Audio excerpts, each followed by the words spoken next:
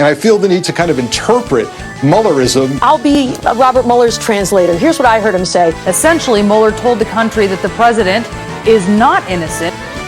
Welcome to this week's Wacky Moments of Liberal Expression. You know, there was a lot of overly dramatic moments on the cable news channels this week.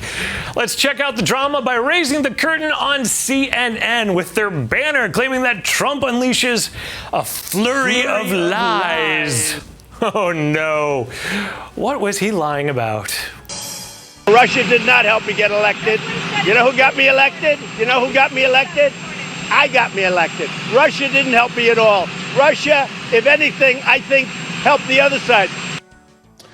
Well, there's no evidence of that. Yeah, no evidence of that, except that the Hillary campaign hired Christopher Steele to get anti-Trump dirt from his Russian contacts for his now debunked dossier. But hey, you know, that's a fact. So finding that on CNN would be difficult.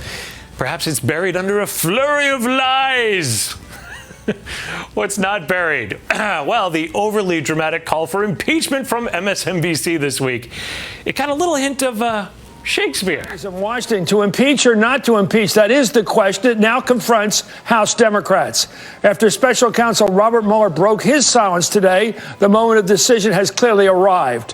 If the House leadership doesn't start hearings now, I believe it's hard to see them ever doing it in the months ahead. Matthew's call for a rush for impeachment then just got bizarre. You know, I was thinking now about that old skit that Barbara Streisand did, Coffee Talk, and I'm thinking now it's time for Coffee Talk for people to speak among themselves. And everybody watch right now, there's one or two of you watching, have the debate at home right now. Hey, finally a truthful moment on MSNBC. There's only one or two people actually watching.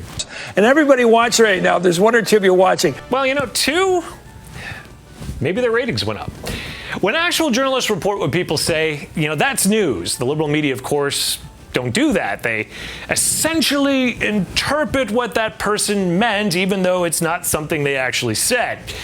They did that this week in covering the press conference by Robert Mueller. I'll be Robert Mueller's translator. Here's what I heard him say. Essentially, Mueller told the country that the president is not innocent. He did say today, essentially, that Barr lied to the American people. He was essentially calling on Congress to do their constitutional duty and begin impeachment proceedings. Effectively saying, okay, go for it. He essentially is signaling there's impeachment there. It's a signal to everybody. Reading between the lines, Robert Mueller came before the American people today and said, look, the president is a criminal. That is what I think Mueller is saying between the lines today. Yeah, thank goodness we have the liberal media that tell us what people meant but didn't actually say.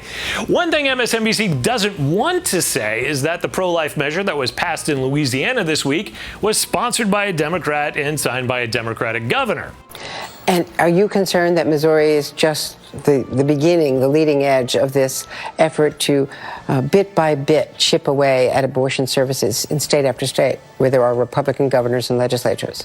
Yes, I'm deeply concerned. So I guess Louisiana's pro-life law doesn't count since it's not signed by a Republican governor and it doesn't fit in the liberal agenda. You know, it's hard to accept that pro-life activism is a bipartisan effort, isn't it, Andrea?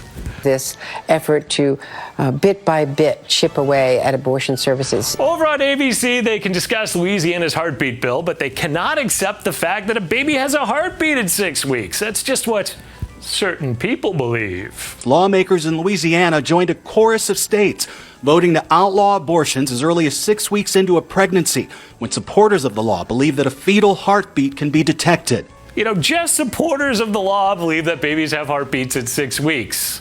Oh, and then there's that science thing, but, you know, it's not what science meant to say, so they're here to read between the lines. If you read between the lines, or in CNN's case this week, read between the numbers.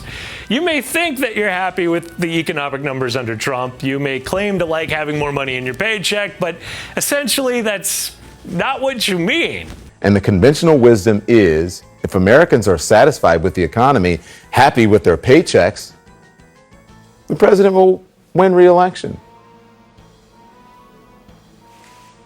Is that you? Could that be you? This president siding with brutal dictators, but happy with the economy and you're happy with your paycheck, so it doesn't matter what he does. You know what they say? It's the economy, stupid. That can be read in a number of different ways. It's the economy, stupid. Know what I mean? Thank goodness we have Don Lemon to interpret the meaning and tell people that they're stupid for liking a good economy. Now, I know what some of you have to say about Don Lemon, but is that what you really mean? Know what I mean? Okay, folks, I'm going to say this, and I'll mean it. Have a great weekend. We are out of time. I'm Eric Shiner from MRC-TV. We'll be back with more media wackiness next week.